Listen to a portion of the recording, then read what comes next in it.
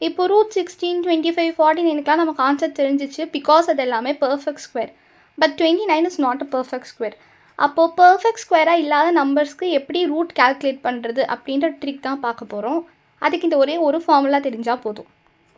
Root 29 எக்ஸாம்பிளாக வச்சே நான் போட்டு காமிக்கிறேன். எக்ஸுன்றது தான் அந்த 29. இப்போ ஏ அப்படின்றது என்னென்னா நியரஸ்ட் ஸ்கொயர். 29ஓட நியரஸ்ட் ஸ்கொயர் தான் ஏ, பெர்ஃபெக்ட் ஸ்கொயர். ஓகேவா?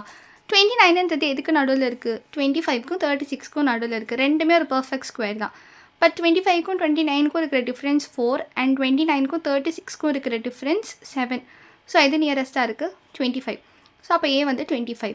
பி அப்படின்றது என்னென்னா இந்த 25 இருக்குல்ல, அது கூட எந்த நம்பரை ஆட் ஆர் சப்ராக்ட் பண்ணால் நமக்கு 29 கிடைக்குமோ அந்த நம்பர் தான் பி. விச் மீன்ஸ் 25 + 4 தான் 29. அப்போது 4 தான் பி. பி வந்து சைனோடு எடுத்துக்கணும். ப்ளஸ்ஸாக இருந்தால் ப்ளஸ், மைனஸாக இருந்தால் மைனஸ். இப்போ எல்லாத்தையுமே கொண்டு போய் நம்ம ஃபார்முலாவில் சப்ஸ்டியூட் பண்ணலாம்.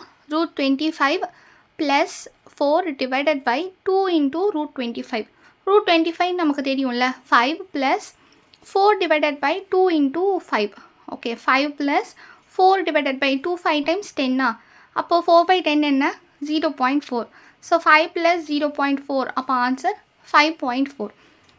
இது நீங்கள் வந்து ரூட் 29ஓட ஆன்சர் 5.4. கால்குலேட்டர் எடுத்து செக் பண்ணி கூட பாருங்கள். ரூட் 29ஓட ஆன்சர் 5.38 அப்படின்னு கிடைக்கும். ரவுண்ட் ஆஃப் பண்ணால் 5.4.